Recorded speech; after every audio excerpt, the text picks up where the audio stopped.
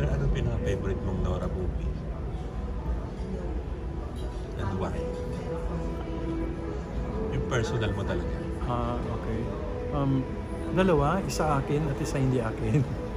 Yung hindi akin, 3 taon walang Diyos. Kasi parang suddenly nakita ko si Guy na iba eh. Ibang basta na pang napapanood ko eh. So, may ginawa siyang parang magic na hindi ko inasang magagawa niya eh, o gagawin niya eh. And then after that, alam ko nang mahusay siya eh. But when we did Himala, andun ako, witness ako eh, sa shooting eh. Nakikita ko kung paano yung monologue niya sa huli, yung walang Himala monologue. Hindi maganda yung first draft ko noon. Nag-revise ako on the set noon eh. At pagka-revise ko, that evening lang binigay sa kanya, the day before the shooting.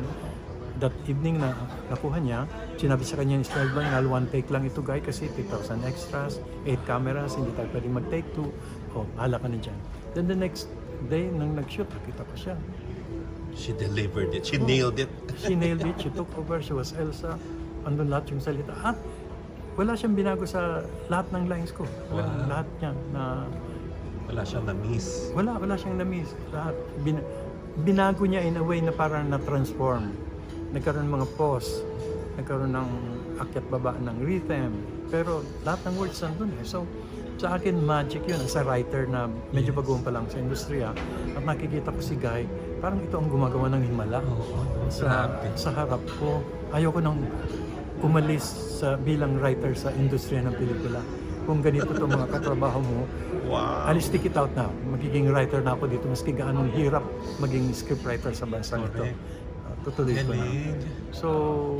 So yun.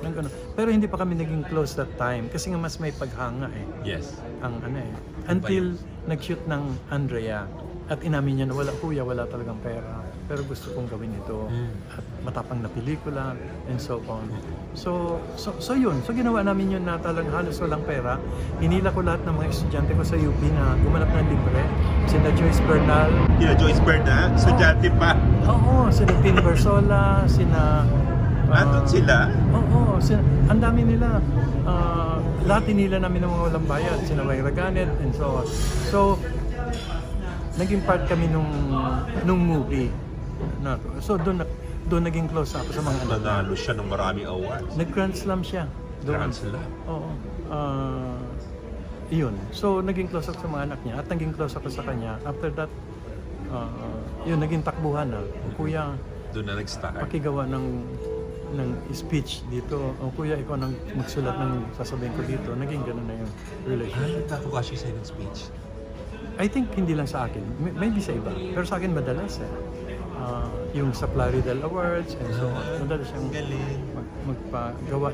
Si Jigay kasi may feeling siya na maliit siya eh. May feeling siya na hindi ako worthy.